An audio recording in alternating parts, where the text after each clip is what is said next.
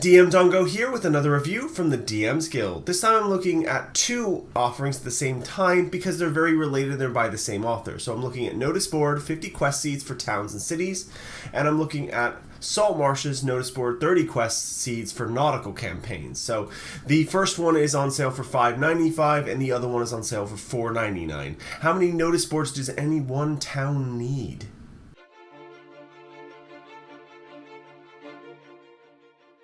Now the two notice boards, what are you getting here? What is a notice board, I guess would be a good place to start. So a notice board in this case, if you've ever played The Witcher or the Dragon Age series, a lot of the towns have these, and essentially they're big placards where the various citizenry of the town, the city, the village, the port, whatever, they take their problems and they put them up on notice boards and say, hey, I've got this problem, somebody come and help me solve it. And it's kind of filling that space that I think needs to be filled in some cases. And there is a really good opportunity here for DMs to provide really interesting and unique quests that they don't necessarily have to do a whole lot of prep for. And what these two are is one of them is centered around if you have a city or town and you want to set one of these up, here's 50 quest seeds for that, along with a whole bunch of handouts and a whole bunch of like backdrops for it. So say if you're running a VTT and you want to include this, you can just drop the whole backdrop in all at once. If you want to include like a set of different ones, so I want these quests from this notice board and these ones, that's very easy to do. And then the Saltmarsh one is all to do with nautical campaigns and things of that nature. So it's stuff that has to do with boats, shipping, sunken treasures, pirates, all of that stuff. All that will fit really well in the new Saltmarsh campaign that just was released by Wizards of the Coast. So the two are kind of very similar in terms of the way they're structured. So I can really talk about both of them independently. So what you get in both of them is you get essentially a notice board picture. So basically a big PDF that says, here's what the notice board looks like. Here's how it's structured. And then you get, after that, explanations of the quests. If they require maps, those are included as well. So if it's like, go to this place and go explore the underside of this potion seller and find out what he's doing. Why is there just strange smells coming from here? Can you find out? And you get a map included with that, which is really nice. And all of the various quest seeds have a nice handout to go. It's something like, if you think about a notice board, it's always something tacked onto a board. You get those little papers that go along with it. And I'll put some examples up here as well.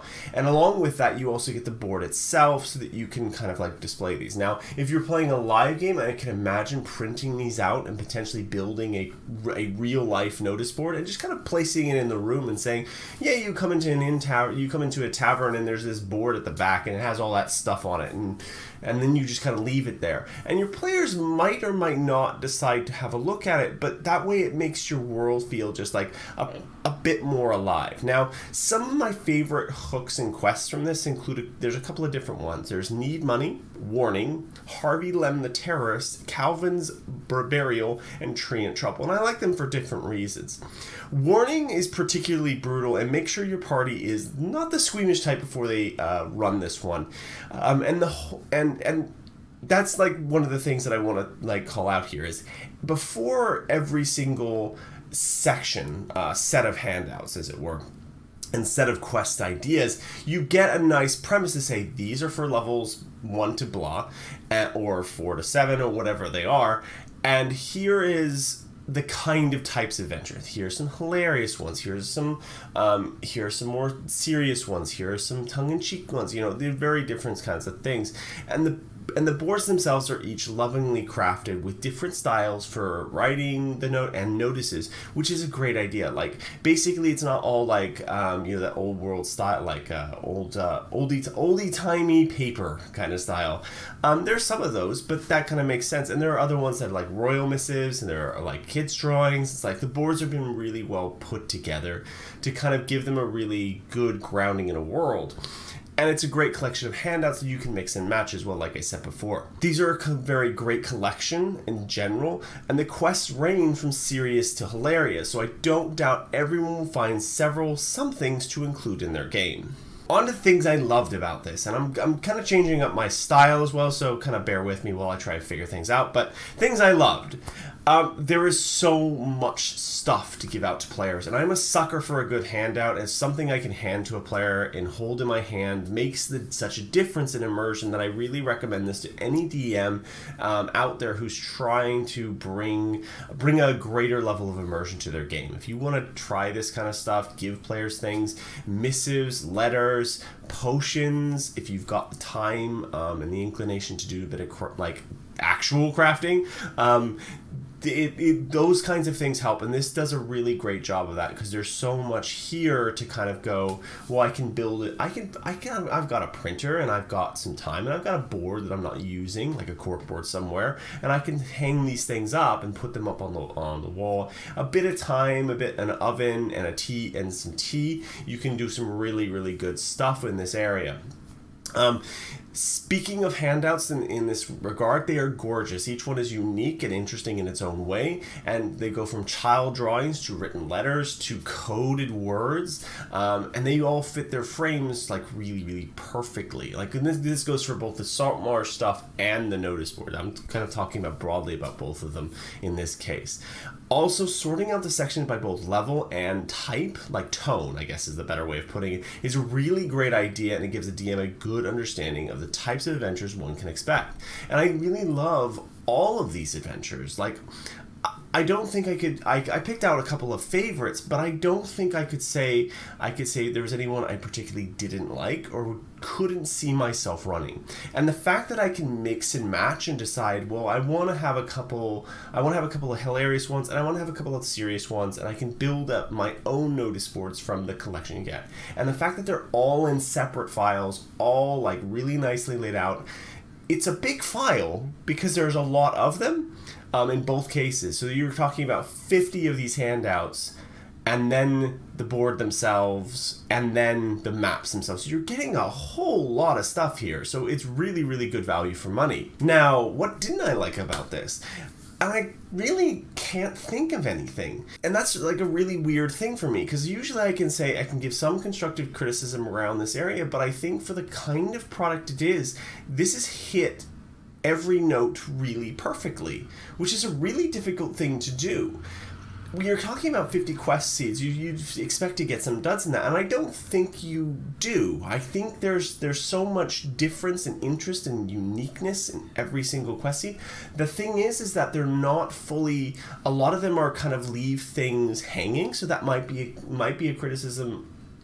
Weirdly, but I think that's the purpose. That's the point. You need to leave those things hanging. It gives a good DM a way of starting things off. And starting out tends to be the trickiest thing for a lot of DMs out there. Getting that initial quest seed, but then building on it tends to be rather easy. At least for me it is. And I think I've seen that echoed elsewhere in Twitterland and various social media. It's like that seems to be the harder thing to work out. And that's like my only criticism, is that maybe some of the quests could have pushed a little further, or potentially have multiple quests that lead off from each other. So like if you had a quest seed on one, it might be nice to say, well, this one here links to these two, but only like sporadically, not a whole bunch of these, but like maybe like one chain of them. That would be kind of interesting to see in a future release. Right, my final thoughts and my rating. So I'm going to rate these kind of together, kind of separate. I think they're about the same quality level, so I think I can rate them together. Buy this. That's my rating and recommendation.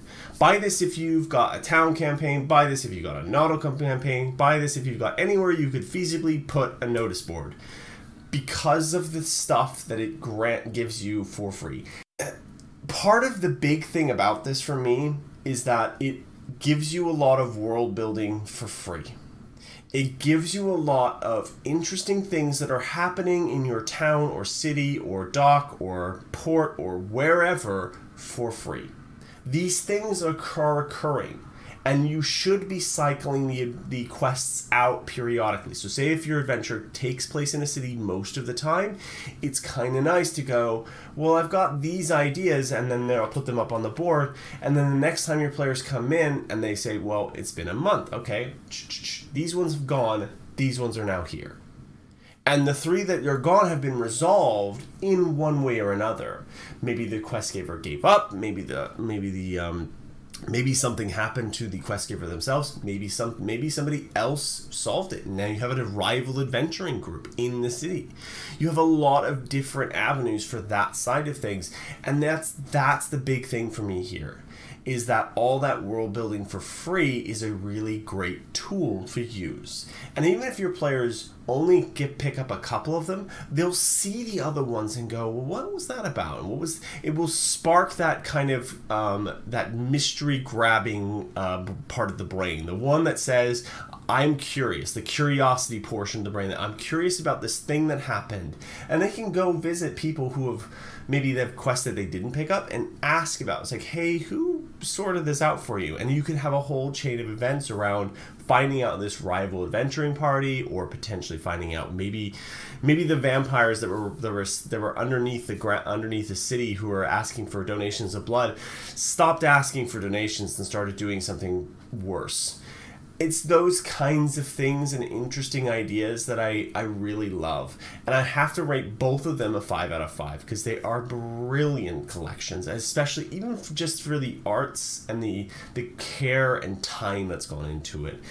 It is a brilliant set of adventures on both parts. So thank you. This has been DM Dongo. Please do remember to like, comment, and subscribe. And if you go pick up either Notice Board 50 Quest Seeds or Salt March Notice Board 30 Quest Seeds, please do remember to use my affiliate code, which is down below. Thank you. Peace out.